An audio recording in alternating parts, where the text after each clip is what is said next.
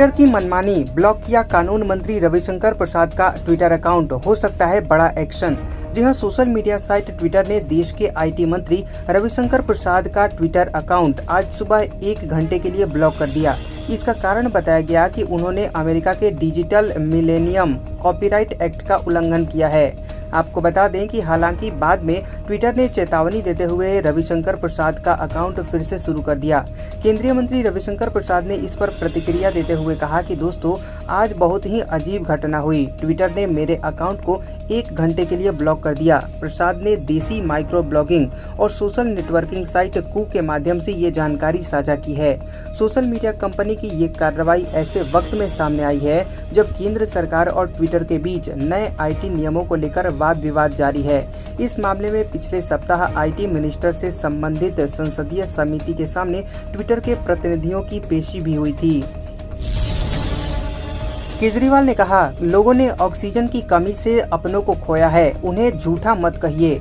जी हां, दिल्ली के मुख्यमंत्री अरविंद केजरीवाल ने दिल्ली सरकार द्वारा ऑक्सीजन की जरूरत से 4 गुना अधिक मांग वाली सुप्रीम कोर्ट के पैनल की अंतरिम रिपोर्ट पर कहा कि मेरा गुनाह है, मैं 2 करोड़ लोगों की सांसों के लिए लड़ा। उन्होंने कहा कि लोगों ने ऑक्सीजन की कमी से अपने लोगों को खोया है, उन्हें झूठा मत कहिए, उन्हें बहुत बुरा लग रहा है। आदार पूनावाला ने कहा, 18 साल से कम आयु के लोगों पर काफी प्रभावशाली है कोवैक्स वैक्सीन। जी हां, कोरोना संकट से निपटने के लिए देश में टीकाकरण की गति भी तेज हो गई है। इसी बीच देश की सबसे बड़ी दवा निर्माता कंपनी सीरम इंस्टीट्यूट ने पुणे में कोवैक्स का प्रोडक्शन आरंभ कर दिया है। कंपनी ने स्वयं इस बात की खबर दी है। कंपनी की तरफ से ये कहा गया है कि एक और नई सफलता हासिल की गई। इस सप्ताह हमने कोवैक्स कोविड वैक्सीन की पहली खेप बनाने का आरंभ कर दिया है।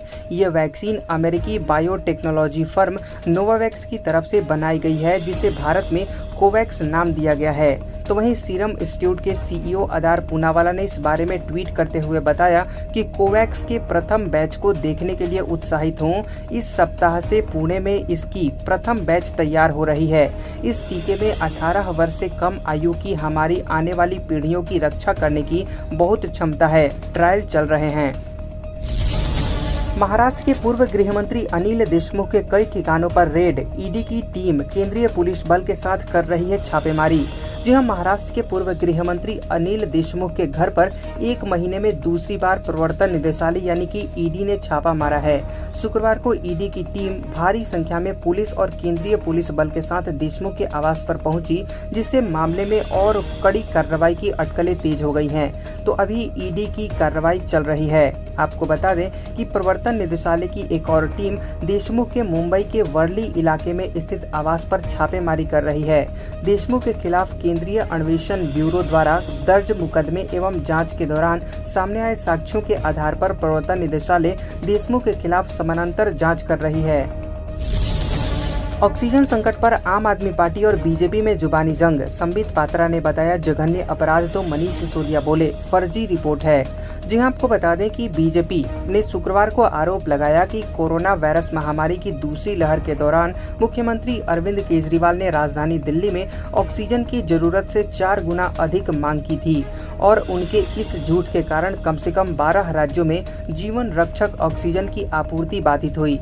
तो उधर आम आदमी पार्टी ने बीजेपी के आरोपों को खारिज कर दिया। आम आदमी पार्टी के नेता और दिल्ली के उप मुख्यमंत्री मनीष सिसोदिया ने बीजेपी के आरोपों पर पलटवार करते हुए कहा कि ऐसी कोई रिपोर्ट आई ही नहीं है। सुप्रीम कोर्ट ने दिल्ली में ऑक्सीजन का लेखा जोखा करने के लिए गठित की गई एक समिति की रिपोर्ट का हवाला देते हुए बीजेपी प्रवक्ता संबित पात्रा ने कहा कि 4 गुना झूठ बोलकर मुख्यमंत्री ने जघन्य अपराध किया है।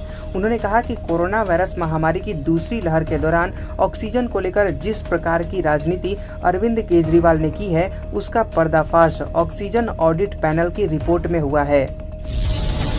कोविड-19 वैक्सीन की 3 करोड़ से अधिक खुराक लगाने वाला देश का पहला राज्य बना महाराष्ट्र। जी हां, महाराष्ट्र में स्वास्थ्य विभाग के आंतरिक मुख्य सचिव प्रदीप व्यास ने शुक्रवार को कहा कि महाराष्ट्र कोविड-19 वैक्सीन की 3 करोड़ से अधिक खुराक लगाने वाला देश का पहला राज्य बन गया है। बकौल व्यास, राज्य में अब तक वैक्सीन की 3 करोड़ 27,217 डोज लगाई जा चुकी है। महाराष्ट्र में कोविड-19 से अब तक 1,19,859 लोगों की जान भी जा चुकी है।